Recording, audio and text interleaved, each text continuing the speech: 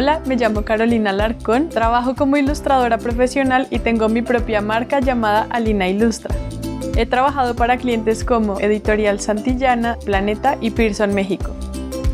Utilizo la curiosidad y la emoción para contar algo nuevo desde una perspectiva más onírica y divertida. Cuando pinto con acuarela y gouache, pareciera que sus texturas y resultados me conectan con personajes y atmósferas encantadoras. Siempre hay algo por explorar en cada técnica que aplico. Las posibilidades que me ofrecen son muy variadas. Los efectos de profundidad, las mezclas de colores, los gradientes y transparencias que se pueden crear, hacen que siempre estés retando tu imaginación y eso te permita divertirte mientras pintas.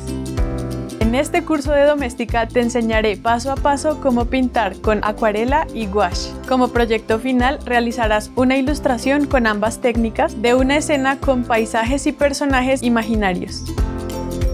Comenzaremos conociendo los materiales básicos que necesitarás. Luego aprenderemos los conceptos claves de transparencia y opacidad y verás cuáles son las principales características que comparten la acuarela y el gouache.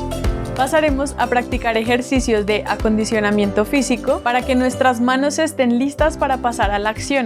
Aprenderás los principios básicos de la acuarela y el gouache, realizando ejercicios de las técnicas como húmedo sobre seco y superposición de capas.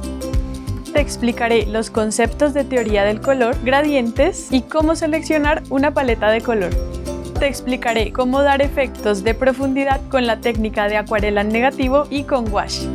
Pasaremos a nuestra ilustración final, realizando ejercicios con manchas y mezclas de colores para crear personajes que te ayudarán a concebir ideas. Te mostraré algunas alternativas de soportes y dónde puedes aplicar tus ilustraciones para generar tus propios productos. Al finalizar el curso te darás cuenta que el mundo de la acuarela y el gouache te ofrecen una variedad de combinaciones, acabados y efectos que no tienen límites.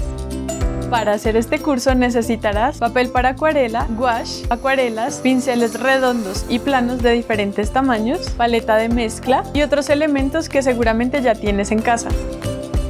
Desafía tu imaginación con la acuarela y el gouache y crea el mundo que siempre soñaste.